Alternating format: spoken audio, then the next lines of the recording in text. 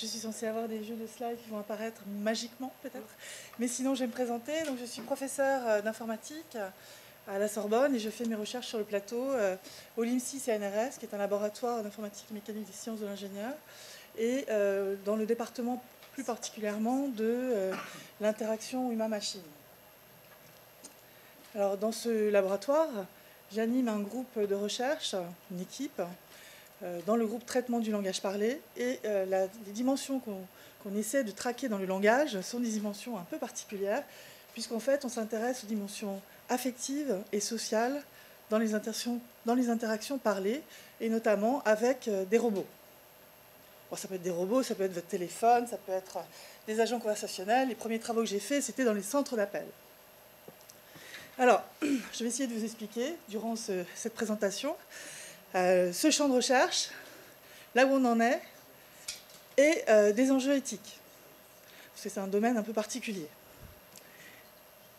Donc, c'est moi qui gère les slides, c'est ça? OK. Donc, on travaille avec beaucoup d'industriels, notamment avec les robots en ce moment. Donc, la société SoftBank, qui s'appelait avant Aldebaran Robotics. Et là, vous voyez Pepper, qui est au labo et avec lequel on fait des tests. On était il y a peu de temps, par exemple, à l'hôpital Broca, pour essayer de faire des interactions avec des personnes âgées. Il y a un Living Lab très intéressant où des personnes âgées atteintes ou pas d'Alzheimer viennent pour tester des nouvelles interfaces, des nouvelles approches techno. Et là, ce qui est intéressant, c'est qu'on fait ça sur 4 séances en longitudinal avec les mêmes patients. Voilà, donc l'équipe que j'encadre environ 5 à 10 personnes. Je vous mets le site là. Donc, dans le LIMSI, on est 200 chercheurs et on travaille sur un grand nombre d'aspects du langage, que ce soit la traduction automatique, l'identification du locuteur, mais aussi le geste, et puis le dialogue homme-machine, les agents conversationnels, et beaucoup d'autres choses, la réalité virtuelle. Donc voilà. Donc c'est un terreau assez riche où il y a beaucoup de complémentarité. Et moi, je travaille beaucoup aussi avec d'autres chercheurs du LIMSI. Et d'ailleurs. J'encadre des thèses en ce moment et une qui est avec l'IRT Systemix, dont je reparlerai. On travaille sur l'humour machine, et oui, comment faire que les robots soient non seulement utiles, mais agréables. Donc j'avais un papier dans le journal du CNRS qui s'appelait « Rire avec des robots pour mieux vivre avec ». Ensuite, on travaille beaucoup sur le deep learning. Qui ne travaille pas actuellement sur le deep learning, je ne sais pas. En tout cas, on travaille sur l'amélioration des performances des systèmes qu'on veut embarquer pour faire, par exemple, de la détection d'émotions avec des entreprises. Et puis, avec l'IRT Systemix, on s'intéresse à la robustesse de ces systèmes, à leur explicabilité, à leur transparence, qui sont des grands sujets d'éthique qui doivent intéresser tout le monde. Voilà, les mesures de confiance pour une éthique des systèmes de deep learning. Et comme j'ai la chance d'être aussi professeur à la Sorbonne, je travaille aussi avec des philosophes des sciences sur les aspects qu'est-ce qu'une conscience machine? Ou une conscience humaine aussi, d'ailleurs. On se pose des questions dans les deux sens, les définitions ne sont pas simples. Donc mon expertise, c'est plutôt l'apprentissage machine, les réseaux de neurones, j'ai fait ça pour ma thèse il y a bien longtemps, l'analyse des signaux audio principalement, mais on utilise aussi d'autres signaux pour essayer de découvrir le comportement des gens dans des interactions. Et comme je vous le disais, les applications sont assez larges, que ce soit en santé, en bien-être, en sécurité également. Voilà. Et donc, en robotique, il y a beaucoup de choses qui sont intéressantes. Et je parlerai dans mon dernier volet de cette présentation de l'éthique et de l'apprentissage, de l'éthique et de la robotique, et de ce qui est en train de se passer en ce moment. Et je pense que vous êtes beaucoup à être au courant déjà. Donc, qu'est-ce que c'est que l'affective computing? C'est un domaine qui est né dans les années 97 au MIT, je le référence comme ça, et la plupart des gens dans cette communauté le référencent comme ça, par les travaux de Rosalind Picard, qui publie un livre qui s'appelle Affective Computing, justement. Ça veut dire 3 grandes technologies: le fait de détecter des émotions chez les humains, le fait de raisonner dans le dialogue à partir de ces informations, et le fait de pouvoir en générer, en synthétiser. Et bien évidemment, ce sont des simulations d'émotions. Il n'y a il n'y a aucune acceptation autre à comprendre de mes mots, puisque j'insiste bien sur la partie éthique, à ne pas confondre ce qui est artificiel et ce qui est vivant. Les émotions, donc il y a eu beaucoup de travaux, que ce soit en psychologie, en neurosciences, en linguistique et maintenant en informatique.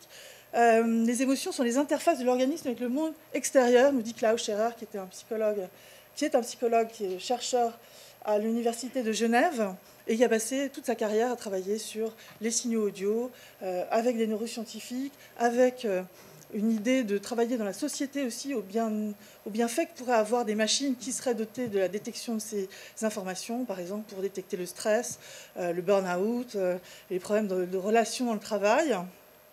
Et donc il dit qu'il y a 3 fonctions principales à ces émotions. Une réaction individuelle à un stimuli particulier. Je vois un serpent, pouf, j'ai peur, je le montre, et j'ai une action qui va être immédiate, de partir. Et pourquoi? J'ai du sang qui arrive dans mes jambes et je vais courir beaucoup plus vite que d'habitude. Parce que justement, cette réaction me prépare physiologiquement aussi à avoir un instinct de survie. C'est très lié aux instincts de survie. Les états affectifs, c'est très très complexe. On va distinguer les émotions, les humeurs, les positions entre personnes, les attitudes, les dispositions affectives. Donc là, Scherrer les met bien en avant en montrant 2 dimensions, par exemple, que j'ai mis en haut, intensité et durée. La plus intense et la plus rapide, ce serait une émotion. Et la plus longue et la moins intense, c'est plutôt des dispositions affectives. On aime bien, on n'aime pas quelqu'un, quelque chose comme ça. De façon générale, on peut constater, quand on travaille sur ce sujet, que c'est rarement des émotions isolées. Moi, j'ai beaucoup travaillé sur des données qui étaient collectées dans les centres d'appel d'urgence, et on pouvait être à la fois soulagé et en même temps avoir très peur pour quelqu'un autour de nous. Soulagé parce qu'on venait nous aider. Et on l'entendait dans la voix, les deux stimuli, à la fois positifs et négatifs, ce qui est important, parce que Klaus Scherrer appelle push-pull effect, c'est ça en fait. Il y a un côté physiologique qui sort et puis on essaie de montrer en fait une façade sociale où certaines émotions vont être dissimulées ou amplifiées suivant les désirs, ou on les modifie à vouloir pour manipuler les gens. Donc effectivement, il y a un effet socio-culturel fort et donc des différences liées au code culturel. Donc on ne peut pas dire, quand je fais un système, il sera utile dans n'importe quelle langue. C'est vrai pour des familles de langues et il faut faire très attention avec ce qu'on peut faire dans ce domaine. Donc de nombreux travaux, on les représente sous forme de labels, d'étiquettes verbales, de dimensions comme la valence, l'énergie, etc. Donc je ne vais pas continuer là-dessus. Je vais arriver sur donc, le deep learning. Qu'est-ce qu'on fait dans ces machines? On essaye de... comme on ne sait pas spécifier le problème, en gros, c'est surtout ça. On va prendre des données en grand nombre, le plus grand nombre. On va essayer de les étiqueter et le faire... Cet étiquetage est vraiment important et il n'est pas assez souligné. L'étiquetage est fait par des humains en général quand c'est dit supervisé. Et puis on mettra un grand nombre de couches cachées parce que maintenant on sait faire, avec des machines que vous connaissez sûrement, on sait faire des calculs très rapides. En attendant, tout ce qui est encodé dans ces couches cachées, qui sont des seuils, des valeurs numériques, ne représente pas une connaissance sémantique profonde. C'est une connaissance de surface. Quand on voit des visualisations, par exemple, comme je l'ai montré là, dans les couches de certains identifiants visuels qu'on pourrait dire être dans les couches, les premières couches, qui sont les plus abstraites, des bâtons, des coins, ou des choses comme ça, ou des cercles, et aux étages plus hauts qui pourraient s'apparenter à des formes qu'on pourrait reconnaître. C'est vrai pour certaines, ce n'est pas vrai pour tout. Donc il faut faire très attention à l'interprétation qu'on a de ces informations qui sont codées dans ces réseaux. Donc je dis bien, on ne sait pas spécifier. Donc comment évaluer? Il faudrait évaluer avec des benchmarks. Et c'est une problématique très très importante. On n'arrête pas de me parler de pourquoi, comment, quand, demain, l'intelligence va dominer le monde.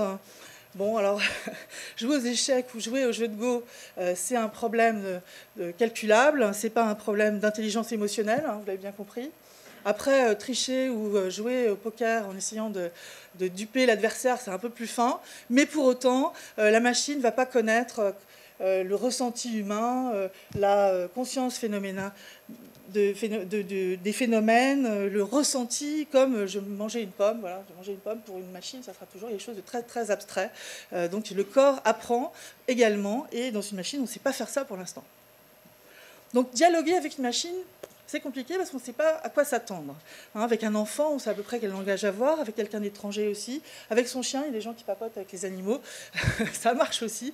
On a un attendu, on sait à peu près quoi faire. Avec une machine, c'est assez compliqué. Elle est opaque, on ne sait pas ce qu'il y a derrière. Et du coup, il faut apprendre aux gens à utiliser ces machines. Donc moi, je suis impliquée dans le projet Roméo 2, comme un grand nombre de partenaires français, avec SoftBank, dans l'idée de construire des robots compagnons, un robot de grande taille. Le premier qu'on a construit, il faisait 1,40 m. Et maintenant, on essaie de faire des tests sur Paper qui fait 1,20 m. Et l'idée, c'est de l'assistance pour les personnes âgées, pour qu'elles restent chez elles le plus longtemps possible, ou dans les hôpitaux, en étant là 24 heures sur 24, 7 jours sur 7.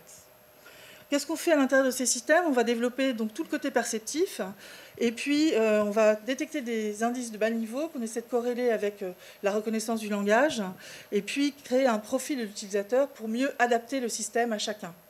Donc ce profil est aussi complexe à mettre en œuvre. Il faudrait beaucoup d'autres informations pour arriver à des systèmes qui ont vraiment une compréhension du contexte. Et puis si vous mettez un robot nous on les met toujours dans des contextes de laboratoire un peu fermés, donc on arrive à faire des choses. Maintenant vous le mettez dans la vraie vie où tout est très très compliqué.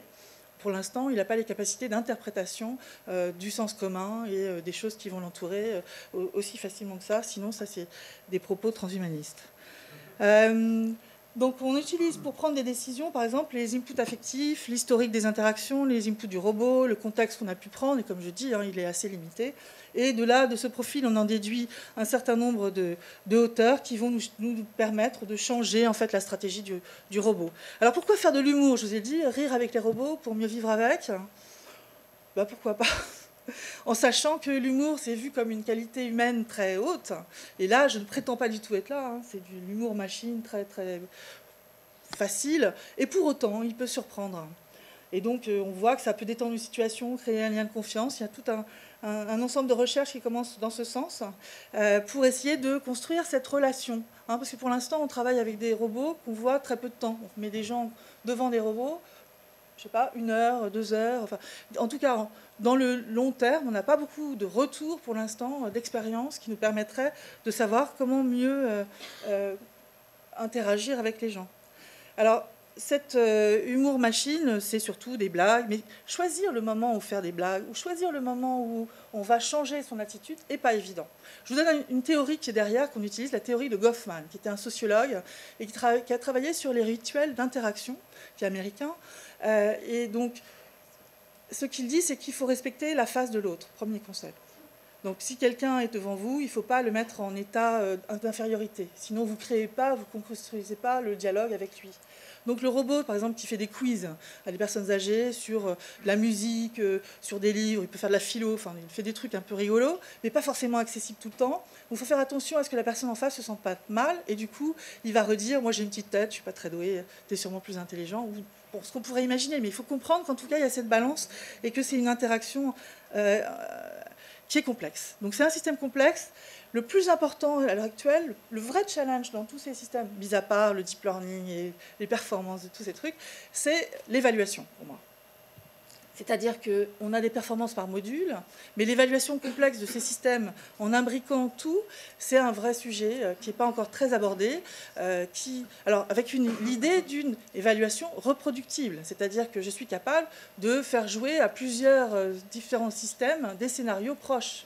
Donc comment je les évalue? Est-ce que c'est des métriques à la BLU, enfin, comme les métriques bleues dans la traduction automatique? Est-ce que c'est des choses qu'il faut trouver pour essayer de mieux comprendre les capacités de ces systèmes donc en interaction? Alors comme je vous dis, l'interaction, c'est co-construire, c'est détecter les émotions de l'autre, comprendre ses états mentaux, savoir s'il comprend ce que vous dites, s'il doute, dans quel état il est. Donc on se base sur la théorie de l'esprit. Représenter en mémoire, c'est complexe aussi. Quel niveau? Qu'est-ce qu'on oublie ou pas? On oublie des tas de choses. Raisonner, avoir de l'empathie, de l'humour, s'engager, se synchroniser. J'ai vu des choses très intéressantes, par exemple, pour aider les gens âgés.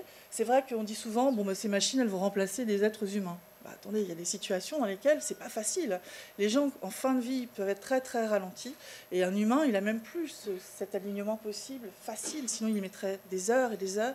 Or, le robot qui fait, refait, patiemment, sans aucun jugement, il peut être à ce moment-là vraiment un aidant différent. C'est ça qu'il faut comprendre. C'est une complémentarité qu'il faut trouver avec ces machines.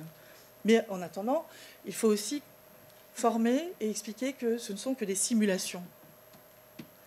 Donc, quand il est plus facile de parler à une machine, c'est ce que je disais, il y a par exemple, en Californie du Sud, ils ont créé une machine étrange qui sert en fait à détecter chez les militaires les signes d'un syndrome post-traumatique ou de dépression. Et donc, j'ai vu aussi la même application pour des femmes qui avaient été violées, qui ne voulaient pas en parler à n'importe qui. Et en parlant à une machine, elles arrivaient, elles, à avoir un miroir, finalement, de ce qu'elles avaient subi, et elles, à faire ce travail, en fait, sur elles-mêmes. Donc, je ne dis pas qu'il faut parler qu'à des machines, hein, on est d'accord. Donc cette stimulation est intéressante. Sur Alzheimer, c'est fondamental. Je vois tellement de gens autour de moi qui commencent à avoir ces problèmes quand ils sont très âgés. On va vivre une vie de plus en plus longue, enfin, pas si longue que ça, mais quelques années, il faudrait bien vivre. Et c'est vrai que ces stimulations cognitives sont intéressantes et ces machines qui pourraient nous surveiller pour notre bien-être seraient importantes. Elles créent du lien social aussi. On dit ça isole. Il faut surveiller. Effectivement, ça peut isoler. Mais ça crée aussi du lien social dans les EHPAD, dans les maisons de retraite où j'ai été faire des tests et des expérimentations. Les gens en parlaient entre eux, venaient à plusieurs. Il y avait un vrai sujet, finalement, qui ne pouvait pas être juste un robot, une machine, mais un groupe de gens, une machine, où la curiosité, en tout cas, était effective, et elle venait avec beaucoup d'humour aussi. Donc les robots d'assistants, on va en voir de plus en plus. Je vais aussi vous parler de l'autisme. Il y a beaucoup de chercheurs qui travaillent sur l'autisme, sur l'interaction avec ces robots. Il y a une expérience extrêmement intéressante qui a été faite au CHU de Nantes, où en fait ils ont utilisé les robots d'une autre manière. Donc c'était des adolescents autistes, et ils ont appris à utiliser chorégraphe, qui permet de manipuler le robot, c'est-à-dire le faire des gestes, le faire parler. Et les enfants se sont mis à beaucoup interagir avec les autres via cette machine, à travers la machine. Donc c'est aussi une autre façon de faire, on n'est pas forcément en face à face. Moi je dis toujours, l'intériorité de la machine, c'est, voilà, il faut se dire, ça peut être quelqu'un de votre famille qui est là et qui parle. Alors attention, hein, il faut aussi prévenir que ça peut être comme ça. Il faut effectivement beaucoup former, à mon avis, avant de pouvoir utiliser ce genre de choses. Donc Paro, par exemple, il est déjà dans les EHPAD, hein, il est dans 3000 EHPAD au monde et quelques centaines chez nous. J'en ai vu, moi, j'ai vu des gens âgés le prendre dans les bras, et ça fait réagir les gens qui sont vraiment amorphes et qui, d'un seul coup, se sentent concernés émotionnellement par cette espèce de peluche qui réagit à la chaleur, au toucher, à la voix, et qui a une présence vraiment assez forte. Alors, je crois qu'il n'y a pas de... Il n'y a pas forcément de tromperie, les gens savent que c'est un objet, mais c'est un objet un peu chaleureux et qui, en tout cas, peut être utile. Alors, les tests qui ont été faits par des gens, par exemple, de Broca, de l'hôpital Broca, montrent qu'il y a moins d'anxiété chez des gens qui ont participé à enfin, qui ont utilisé ce robot dans différents cadres, et donc ils prennent quoi ? Moins de médicaments. Et donc ça, c'est effectif, hein, on peut voir que c'est intéressant. Donc les robots sociaux, moi je travaille plutôt avec Aldébaran, en haut à gauche, là ils sont tout ronds, bien humanoïdes, parce qu'ils ont des mains, des pieds, pas toujours des pieds, il a un roulette l'autre, un visage. Pourquoi ? Parce qu'ils vont être dans nos habitats, dans notre vie, et il faut qu'ils aient ces capacités d'interagir avec nous facilement, et d'ouvrir des portes, enfin de faire des choses avec leurs bras. Et je crois qu'il faut arrêter sur les humanoïdes méchants, en disant qu'il faut forcément qu'ils soient à roulette, en tant qu'aspirateur ou tout carré. Quand on fait faire des tests à des gens entre un robot armoire, un robot métallique et un robot humanoïde un peu humain, pas ça, hein, pas un clone à la Ishiguro, mais les gens préfèrent celui qui ressemble à un humain. Ils disent il est sûrement plus intelligent celui-là. C'est de ça dont je vais vous parler après. Donc les travaux d'Ishiguro sont intéressants. Moi je suis invitée avec Jean-Gabriel Ganassia et d'autres, et je crois quelqu'un qui est dans le domaine du juridique, à aller parler avec le gouvernement japonais, qui s'intéresse beaucoup à ces problématiques et qui a repéré qu'en France, moi j'ai déjà été interviewée comme ça, on philosophait beaucoup, on faisait beaucoup d'éthique. Et donc, c'était quoi le vrai objectif ? Donc, il y a une interrogation, et je pense on va apprendre beaucoup aussi en allant travailler ensemble. Alors, la vallée dérangeante, hein, vous connaissez peut-être, c'est des travaux d'un Japonais il y a longtemps déjà, 70, quelque chose comme ça, qui... Alors, c'est pas très scientifique, enfin, à notre sens de sciences techno, c'est plus en fait l'accumulation d'expériences avec différents objets. Les deux axes, il y a un axe qui est l'anthropomorphisme, c'est le rapprochement avec quelque chose de vivant, que ce soit un animal ou un être humain. Et puis en haut à droite, hein, le Y, là, c'est la familiarité, c'est-à-dire le fait d'apprécier l'objet. Hein. Et en fait, les robots industriels, ils sont en bas de la pente. Les robots humanoïdes actuels, bon, ça c'était en 2005, et même ceux qu'on fait actuellement, c'est-à-dire les Pepper et Nao, ils sont vus comme des robots très très gentils, bienveillants, ils sont ronds, ils sont sympas. Voilà. Et alors on tombe dans le creux, là, dans la vallée, c'est ça, Uncanny Valley, on tombe dans le vide, là, dès qu'on s'approche trop de l'humain. Parce qu'à ce moment-là, il y a des détails qui vont vous choquer. Moi, je me rappelle avoir vu HRP4, qui est une jolie japonaise, avec une peau presque dufteuse. Et en fait, elle avait des mains 2 fois plus grandes que les mains des humains. Et du coup, pourquoi? Et on m'avait dit, bah, il y a le petit moteur, parce qu'elle peut prendre des choses... Ah, d'accord. Mais bon, voilà. Il suffit d'un détail pour que ça déstabilise pas mal. Donc, on projette sur les objets, qu'ils soient intelligents ou pas intelligents. On projette sur les tableaux, sur sa montre, sur sa voiture, des intentions, on parle avec sa voiture, il y a des gens qui parlent avec leur voiture. Il est possible donc d'éprouver des émotions en face de n'importe quel objet, et ça c'est une capacité tout à fait normale de l'humain. L'attachement, c'est un lien affectif qui résulte d'une histoire commune. Donc bon, on peut avoir une histoire avec son aspirateur. Les gens qui utilisent les Roomba, là, il y en a qui ramènent l'aspirateur pour le voir changer parce qu'il est cassé, mais ils veulent le même. Il faut réparer le même, s'il connaît la maison. Alors après, on va trouver la même chose pour... Alors vous allez voir, c'est moins drôle. Vous avez sûrement dû lire ça partout dans les médias. Les Américains utilisent des drones. Alors, ce n'est pas du tout des robots autonomes, c'est des robots téléopérés. Ils les utilisent pour déminer des champs. Donc, ils passent devant et tac, ils sautent. Ah, drame. Et alors, quand ils ont été très utiles, ils ont un attachement vis-à-vis de cette chose qui vient de sauter en 1000 morceaux. Et donc, ils l'enterrent. Ou ils donnent des médailles de guerre. Donc, ça va jusque-là. Donc, l'anthropomorphisation, c'est quelque chose de très, très... classique, qui vise donc à donner des comportements, enfin à interpréter les comportements de choses comme on interpréterait les comportements d'un humain. Donc on travaille nous aussi à faire ça, puisqu'on leur donne des émotions et des attitudes un peu humaines. Donc c'est là où il faut faire très attention. La média-équation de Reeves Enna, j'aime bien le rappeler, c'était en 1996, c'était quelqu'un qui était dans un projet où j'étais aussi au LIMSI, et il montrait qu'on attend les mêmes attentes sociales lorsqu'on communique avec des entités artificielles. C'est tout à fait naturel. Alors, on peut le démontrer là, enfin, ça c'est encore peut-être autre chose, disons qu'on peut ressentir de l'empathie vis-à-vis des robots torturés. Je ne sais pas si vous avez vu la vidéo de Boston Dynamics Atlas, là, que quelqu'un renvoyait par terre, envoyait les coups et donc il tombait. Et donc ils ont pu montrer qu'effectivement ça suscitait de l'empathie pour les robots. Alors, grâce à l'imagerie cérébrale, on a fait des tests et on a constaté qu'effectivement, les humains qui ressentent de l'empathie vis-à-vis de machines qui seraient maltraitées. Alors, certes, de moindre ampleur que quand c'est des humains. Je ne sais pas comment ils ont fait l'expérimentation, je l'ai lu. Mais voilà, il faut savoir qu'on a cette capacité-là. Donc, cette interaction affective et sociale qu'on essaie de faire avec des personnes âgées, moi, elle me trouble quelque part, en dehors de tous les problèmes de deep learning, d'évaluation et de modélisation. Elle me trouble quelque part pour la tension éthique qui existe en fait dans ce qu'on est en train de faire. Et c'est pour ça que je me suis beaucoup impliquée dans la CERNA, qui est une commission qui dépend d'Alesten, qui est donc une commission sur le numérique et les technologies, et dans lesquelles on travaille sur différents aspects. Le premier aspect sur lequel on a travaillé, c'était l'éthique de la robotique, l'éthique des chercheurs en robotique, de la recherche en robotique. Et donc, un des buts des chercheurs en robotique sociale, c'est d'essayer d'empêcher un déficit de confiance de la part des utilisateurs, mais également d'empêcher une confiance trop aveugle dans le robot. Donc, voilà, il est très intéressant, ce rapport, il est en ligne, parce que ça montre en fait beaucoup de sujets qui sont des sujets de recherche, en fait. C'est ça que je voudrais démontrer à travers ce que je dis, c'est qu'il y a de la recherche numérique dont on a l'habitude, mais il y a maintenant de la recherche sur l'éthique. Ce n'est pas seulement ce qu'on vous fait remplir quand on vous donne un projet européen avec marqué « c'est bon, là j'ai toutes les cases », c'est pas ça, c'est des vrais enjeux de recherche.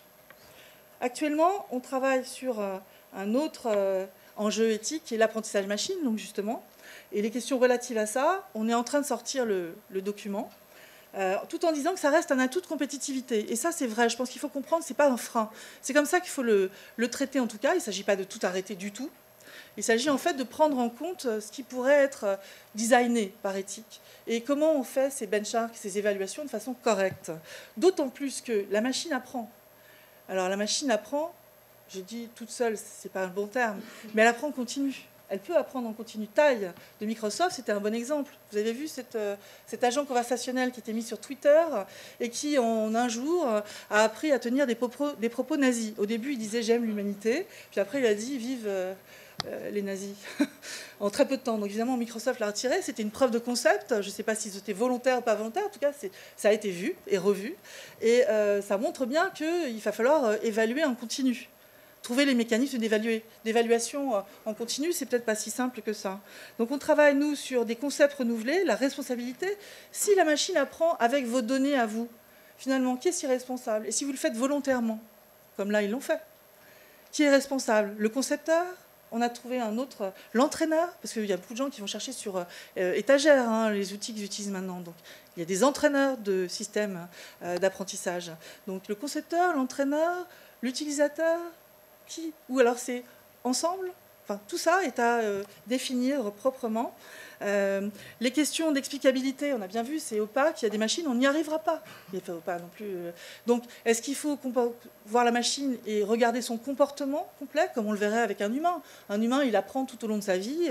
Vous lui demandez quelque chose, est-ce qu'il est honnête ou pas? On demande aux machines d'être loyales, c'est super. Mais comment on va pouvoir vérifier ça? Par le comportement qu'elles auront, par des tests sur les performances des modules à l'intérieur. Enfin, tout ça est vraiment sérieusement à définir. Donc, il y a d'autres. Donc, sur l'évaluation, j'en ai déjà parlé. L'explicabilité, les décisions. Qui va prendre les décisions? Là, je suis en train de travailler sur l'initiative IA dans le groupe sur la transformation du travail par les IA. Hein. Qui prend une décision? Est-ce que si la machine décide quelque chose et que l'humain pense que c'est pas bien, qui décide au final? Comment on fait? Dans quelles circonstances? Énormément de sujets sur lesquels il va falloir que la société s'attelle et le gouvernement prenne aussi suscite des questionnements dans la société et prévoit suffisamment d'instances pour réfléchir à ça et aussi pour la recherche. Alors je fais partie aussi de cette initiative éthique des machines autonomes, qui est l'initiative I3E, qui a commencé en 2016. Raja Chatila est impliqué au plus haut niveau dans cette initiative. Donc Raja Chatila, il est roboticien à l'ISIR. Et l'idée, c'est 4 leviers importants dans cette charte. On essaie de monter une charte. Il y a des standards et des normes aussi qui devraient découler de ces travaux. Donc, premièrement, éduquer.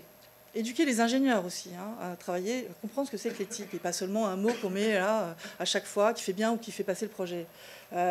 Les journalistes aussi, hein, parce qu'il y en a qui racontent les politiques. Il y a peu de scientifiques dans nos politiques, et ça, je pense qu'il faut vraiment arrêter. Moi, j'ai été donné des cours à Sciences Po là, de disruptif, parce que j'étais scientifique. Je suis dit, mais il faudrait que ça soit moins disruptif pour tous ces gens de parler de science. Hein. Expliciter des règles éthiques. Donc, qu'est-ce qu'on veut mettre vraiment comme garde-fou?